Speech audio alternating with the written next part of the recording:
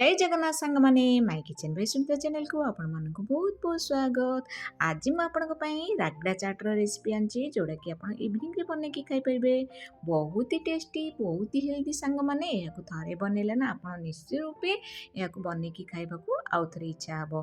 तो चलंतु यार recipe जानिबा। Recipe को स्किप न करी लास्ट पर्यंत देखंतु जा फल आपण रेसिपी बहुत भल भाबरे बुझि परिबे।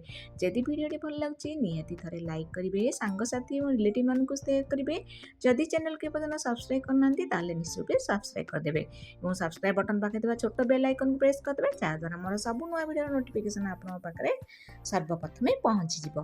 तो देखंतु मु एथिरे चना को प्राय 4 रु 5 घंटा हला भिजेइतिली। मटर चना को भिजे सारा पर आलू तीनोटी ताको भल भाबरे गोटा धोइकी एमती चांचिकी हाफ चामच लुण देकी पानी देकी हमें 4 रु 5 हुइसिल आसला पर्यंत सिझाई देबा। एबे हमें कड़े रे दे देबा तेल 3 टेबल स्पून, जीरा हाफ टेबल स्पून, हेंगु हाफ टेबल स्पून देकी कंचा लंका 2 रु 3 देदेवे। देकी अदा खंडा अदा को आम ग्रेट करके दे दीजिए। देकी यहाँ पिति पात्र भल भाव में कसवा। गैस फ्लेम को लो टू मीडियम रखिकी आप कसबे।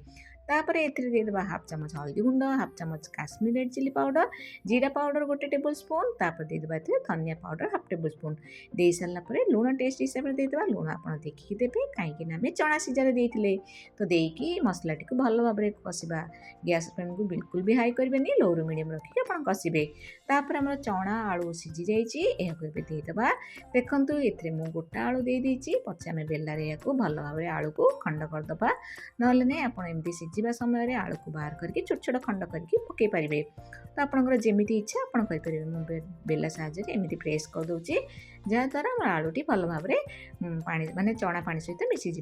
एबे आम हाफ चामच दे देचे गरम मसला दे सारापर यह भल भाव में घाटीदबा। आगे पानी मुझे अध गिलास दे देखिए फुटवा पर्यटन अपेक्षा करवा। एबे चलतु आमर रागड़ा चाट पाई पानी माने चना पानी प्रस्तुत हो गला। एबे सर्विंग बाउल को बाहर करदबा।